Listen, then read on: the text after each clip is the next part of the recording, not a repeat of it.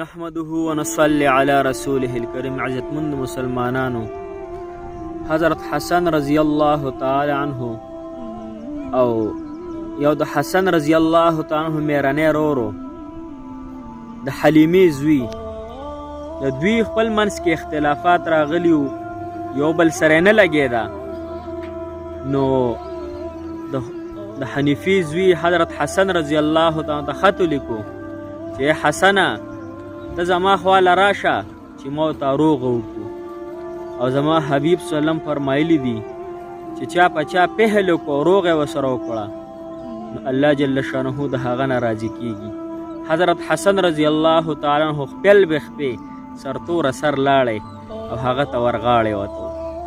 عزتمندو، هر څوک د الله تعالی د رضا دپاره معاف کول دې کې ډېر اجر دی، الله تعالی ډېر خوشحالیږي. یو صحابي باره کې راځي چې هغه د ګیر نه اوبه څڅېدې او چپړې په لاس کې اخیستې وې او روانو. نبي پاک صلی الله فرمایل ای زما صحابو دغه کس چې دا جنتي دی.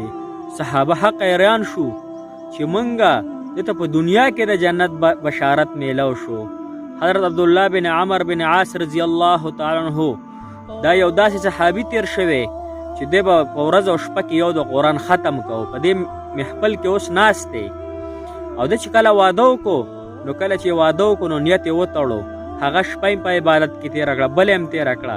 ښځه راله نبي پاک صلی الله ته شکایت وکړو ای د الله رسوله آیا زما په دې خاوند څه حق شته دی؟ دی خو ټوله شپه ورځ په عبادت کې، ورځې په عبادت کې او شپه یې په روژه کې. نبي پاک صلی الله راوغوښتو ویې عبدالله بن عمر بن عاص رضی الله تعالی عنه ته یو په 3 ورځو کې قرآن مجید ختموه او یو ورځ روژه نیسه او خپلې زنانه له هم ټیم ورکوه. نو دی چې دغه صحابي پسې ولګېد چې دی داسې کوم عمل کوي، کیدای شي دی ټوله شپه په تهجد کې تېروي، په یو سجده کې ټوله شپه تېروي. دغه صحابي چې لاړه د هغه عمل یې وکتو، هغه چې څنګه عمل کوي، څنګه مونځ او دس کوي، تهجد کوي، دغه صحابي هم کوي. دی تپوس وکړو یا صاحبه نبي پاک صلی الله علیه وسلم 3 پیرې ستا مبارک د جنت زیری ورکړی، آیا ته کم عمل کې؟ ته کم عمل کې چې تا ته په دنیا کې د جنت بشارت میلاو شو؟ هغه صحابي ورته عرض کوي ای زما ملګريه زه بس ته چې کوم عمل کې ازم کومه، خو زه صرف یو عمل داسې کومه چې هغه چاته زه نه ویم، ټول خلک د الله د رضا دپاره معاف کوم. په زړه کې مې کینه او حسد او بغض نشته، هر چا سره مې مینه محبت دی د الله د رضا دپاره. نن موږ وګورو یو بل ته کینه، حسد، بغض، مسلمان بل مسلمان ته دی. یو انسان به د بل انسان سره محبت کوي د الله د رضا دپاره، هغه سره به مینه کوي، هغه بلاک کوي، هغه پسې واټساپ بندوي. نو عزتمندو، د الله د رضا دپاره یو بل معاف کول. نبي پاک صلی الله علیه وسلم تر چې حمزه رضی الله عنه شهید کو، هندا او هغه بل غلام هغه چې وحشي هغه چې شهید کو، نو زړه مبارک یې ترې ایستې، شونډې ته یې پرې کړې وې. نو کله چې بیا مکه فتح شوه نو هغه هنده چې ده هغه راله او جوخت د بوزۍ والده، یا رسول الله ما به الله معاف کړي او ته مې معاف کړې، ما نه ډېره سخته غلطي شوې ده، ما ستا تره هم شهید کړی. نبي پاک صلی الله علیه وسلم هغه هم معاف کړې ده. او وحشي کوم غلام چې و هغه حمزه رضی الله عنه چې شهید کړی هغه یې هم معاف کو. چې زما رسول صلی الله علیه وسلم معاف کول کوي نو مونږ ولې نه کوو؟ چې زما الله چې د یو میاندو نه ذات محبت د خپل بنده سره کوي، خپل بنده معاف کوي، نو مونږ به ولې نه معاف کوو؟ یو صحابي باره کې راځي، هغه یو کس باره کې راځي چې هغه به د کله چې یو مړی وشو نو هغه نه به کپنچورو. هغه یو ورځې د انصارو یو زنانه وفات شو، یو پیغله جینۍ، هغه چې کله لاړ او قبر یې راوکنستو، هغې نه یې کفن راویستو، کفن یې ځان سره راوړو، ده به دا کفنونه خرڅول. خو هغه زنانه چې دې ته را روان شو نو ده په زړه کې خواهشات پیدا، شیطان ولمسو چې تا خو ته کفن لر کو، راشه خپل حاجت هم پوره کا. دی لاړه د هغې زنانه سره بدپیلي وکړه په مړینې باندې. الله اکبر!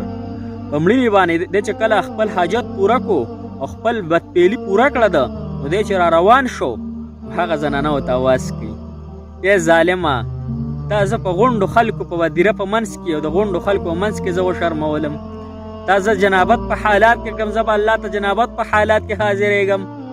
ای ظالمه تا داسې ولې وکړه؟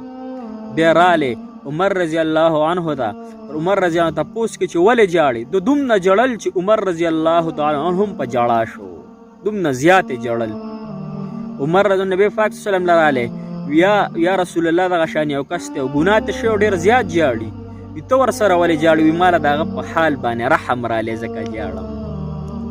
نو هغه صحابي چې هغه کس چې کله نبي پاک سلام ته حاضر شو، ویا تا ګناه کړې څونه؟ تا کومه ګناه کړې؟ یا رسول الله ګناه ما ډېره غټه کړې، ډېره عظیمه، یا د الله تعالی د عرش نه لویه ده، یا د الله رسول د الله تعالی د عرش نه هم لویه ده، آیا د الله تعالی د کرسۍ نه هم لویه ده؟